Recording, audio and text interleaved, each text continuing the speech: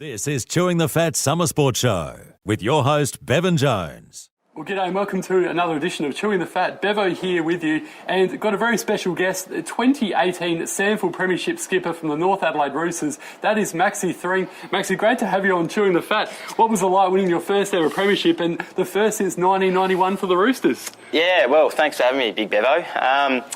Mate, it was one of the most proudest moments of my life, stepping out in that field and getting the chocolates.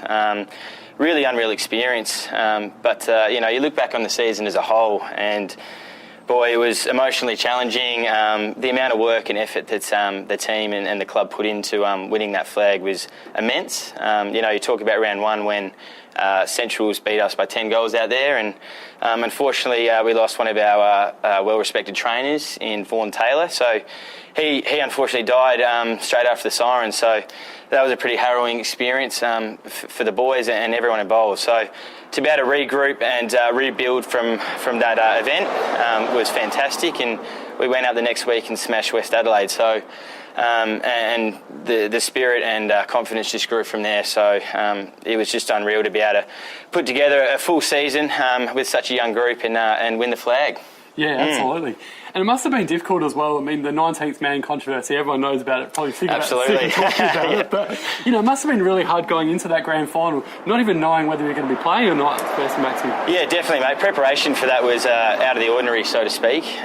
Sort of Monday and Tuesday night, as you said, we weren't sure whether we were in the grand final. And I also had a calf complaint, so I wasn't really confident in playing at that time. So the night times were stressful, absolutely, but you go to the club and it stems from the top to down, and Joshy Carr was just so calm, collected, and so were the other coaches, and sort of secretes into the players that calmness, and it sort of eventuated that training that whole week was just on point. We were in the zone, and to come out and play the way we did against Nord was just was amazing. Yeah, it really was. And it's a phenomenal game for everyone. It's just one of the best grand finals I've ever seen, and yeah, obviously the first premiership since 91, as I mentioned before. But mate, talk to us about your career and I guess from the start to now in how you became a Rooster skipper.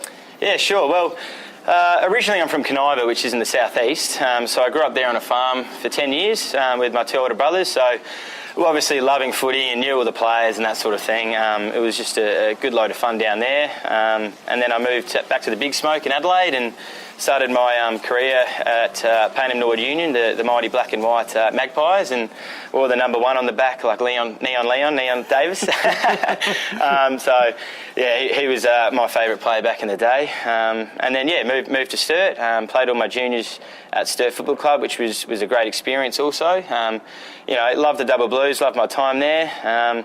But unfortunately, Pembroke School, where I went, sort of took over, and I was barely playing at Sturt. So the decision to move to North Adelaide when I was 18 was a pretty easy decision to make, because my brother George, who'd played league footy at Sturt, decided to move. So I basically just followed him and have been here ever since. And I'm a Rooster boy through and through now. As a premiership skipper, that's right. Yeah. So must have been some pretty amazing celebrations after the grand final, Maxy.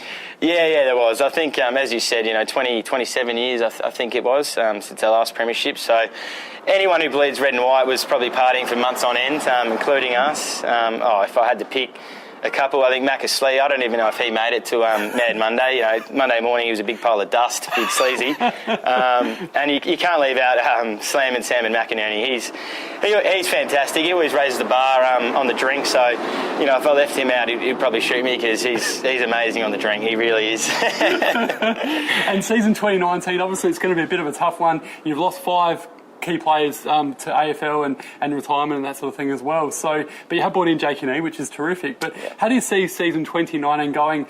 Trying to go back to back, but also being down a couple of games because of the suspension. Yeah, sure. I mean, I think it's important not to look at it in a negative way. I mean, I know sort of the exterior people might say you're crazy for saying that, but it's important to look at it in a positive and light way and say, you know what, boys, we're minus 4 points down. What a challenge. In history, this has never happened. So I'm excited for the challenge. And as you said, we've lost, 5 players to the draft, and Lee Riswick, who's been an outstanding member of their team for many or so years, probably longer than I was born. Yeah, he was fantastic, and I just think that happens to every team. Players come and go, but we won the Reserves Premiership too, so I think we've got a lot of talent coming through. Whether or not that talent matches up to the players that got drafted, probably not, but they're hungry as ever, and boy, I'll take that. And you mentioned before as well, exciting season ahead, but you're the skipper, the solo skipper, and at the moment there's a lot of talk about the joint captaincy with the Crows and the Power both going for joint captains. Yeah. Is there any talk about it at North Adelaide, or they're quite happy having you as a solo skipper, Maxy? There hasn't been any talk of it yet, but if there was talk about it, it's probably behind my back. I don't know. They probably wouldn't involve me in that conversation, but look, my thoughts on it are, Big Bevo, I think history sometimes and tradition gets in the way of progression. So in the case of Port Adelaide, I know Albert have a big tradition of the number one Guernsey, and there's a bit of uproar about that. But look, if you got to trust the people behind it. If the coaches and the club think that two people is better in charge of getting the club to a more successful period, then I say so be it. But I'm not saying that's a great thing, because there's obviously complications that would go with having two leaders. I mean, we don't have two prime ministers, for example. There might be some issues. They might be wanting to take the club in different directions. There might be some angst between the captains or the players about it. So there's certainly complications, but I think you just got to back the team in and say, look, the officials and the coaches are in charge. They know best, and let's get behind them. Enough of this sort of chit-chat and bagging other teams. Let's just get behind them, and hopefully a more successful period follows. Yeah, well said. Now, bit of a light-hearted note. Who are some of the funnier boys at the club there, Max, who like to play a few practical jokes on the other lads? Look, Lewis Hender, his name's Savage at the club, because the name speaks for itself. He's a bit of a harsh bastard.